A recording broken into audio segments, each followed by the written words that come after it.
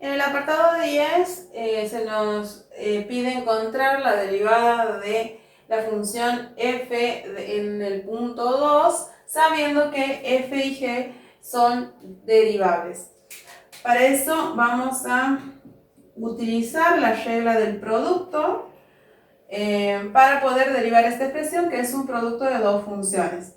Entonces, derivo la primera, que tengo una constante por una función, que la constante queda como está por la derivada de la función, por la segunda, o el segundo factor como está, más el primer factor como está, que sería 2 por f de x, por la derivada del segundo factor. Ahí acabo de aplicar la regla del producto.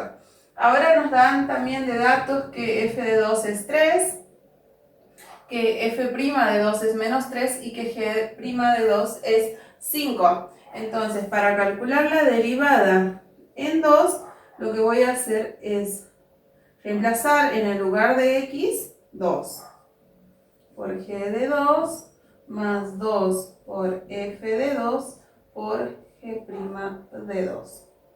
Por lo tanto, la derivada de f mayúscula en el punto 2 va a ser 2 por f' de 2, que es menos 3, por g de 2. G de 2 no me lo dan, entonces me queda solamente g de 2, más 2 por f de 2, que es 3, por g' de 2, que es 5.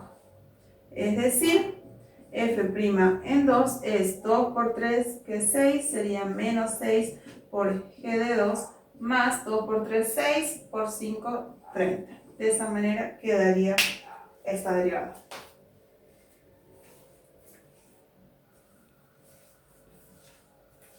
Ahora tengo una función cociente que la voy a derivar aplicando la regla del cociente, que consiste en derivar el numerador, que sería 5 por la derivada de f, que es f', por el denominador como está, que sería 2 por g de x, menos el numerador como está, 5 por f de x, por la derivada del denominador, que sería 2 por g' de x. Todo sobre el denominador al cuadrado. Como me piden calcular la derivada en 2, reemplazo en el lugar de x por 2. Entonces me va a quedar la derivada de f en 2 por 2 por g de 2 menos 5 por f de 2 por 2 por g' de 2. Todo sobre 2 por g de 2 elevado al cuadrado. Si reemplazo en el lugar de f'